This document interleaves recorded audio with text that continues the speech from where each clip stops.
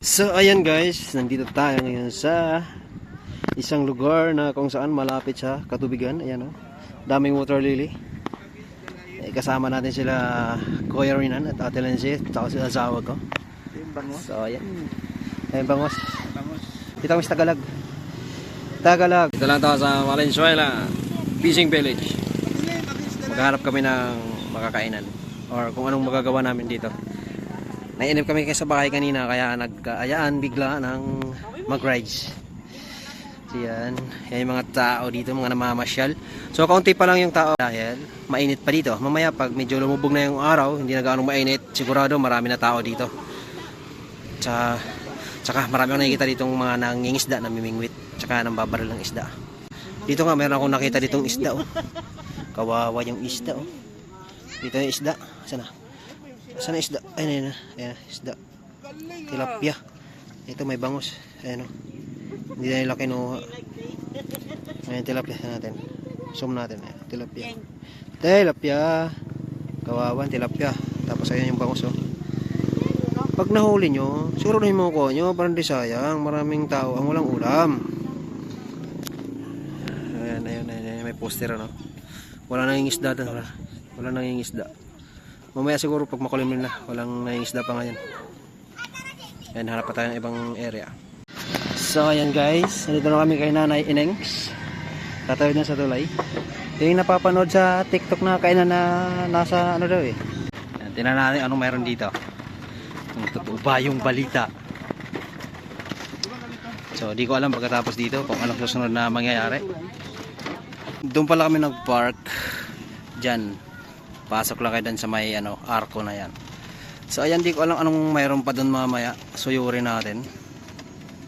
Tignan natin kung anong mayroon doon. Yan dito, ingat lang baka mahulog yung mga gamit nyo, cellphone, kasi sigurado walang kukuha. Kasi ayan, tubig ang ilalim. So ayan guys, yan pala dinaanan namin. Yan yung tulay. So sa dulo, yun yung kalsada. Tsagadeng. Tingnan natin kung ano ba ang sitwasyon dito. Mga situation. Tapos dito liliko ganyan. Naku, mukhang marami na tao sa loob. Baka wala nang pwesto. Tingnan natin. May part pa rito.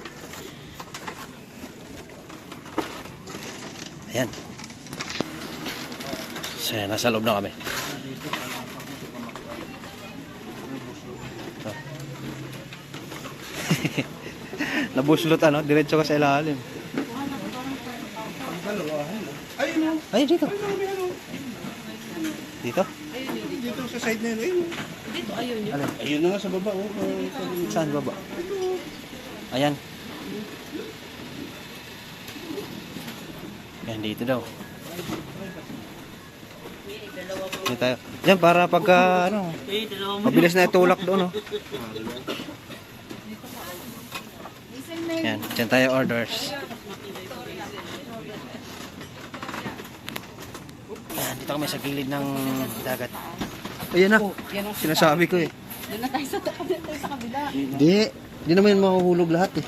Siyempre, yung isang paa lang yung muna yung mahuhulog. Oo. Kikiling muna yan eh. Kikinding muna yan bago Dito kami sa maraming salukot. Ayan, salukot ba tawag dyan? Oo. Di ba yan yung Sa Orayan? Salukot. Hindi. Ewan ko ano tawag dyan. Sombrero yata yan. Uway? Yung buffet nyo, may lunch. Kanina. May oras. May oras yung buffet. Buffet nila sa lunch at tanghali. Yung buffet. Pag Sunday, ano po ang Alakart lang. Alakart. Halakart! Ganun ba yun? Alakart pala. Sa kariton bibili. Ano nakikita ko dun sa nagtutulak ng ulam. Nakalagay sa kariton. So yan, order ng machichibug. So yan guys, ito lang pinunta namin dito, pansit, tapos halo-halo mamaya, di pa nasa-serve. So ayan yung pansit namin. Walang ako eh. Galing Tacloban. Nakasaon kayo sa Bisaya. Cebuano.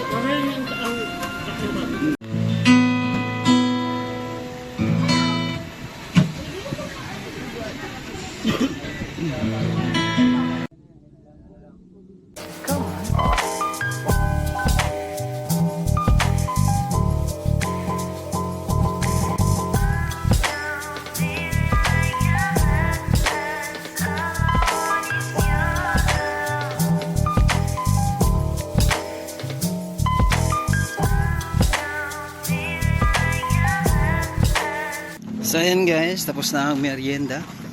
Inapunta kami ng gabi. Ayan na. Hindi na natin, ayan yung area oh. Ganda. Yan.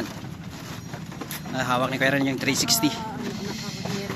Ayan, balikan natin ulit sa likod. Ayan yung view sa likod. Ayan. Ay, wala na yung tindahan. Nandun pala. Ayan, back to home base na. See you next vlog.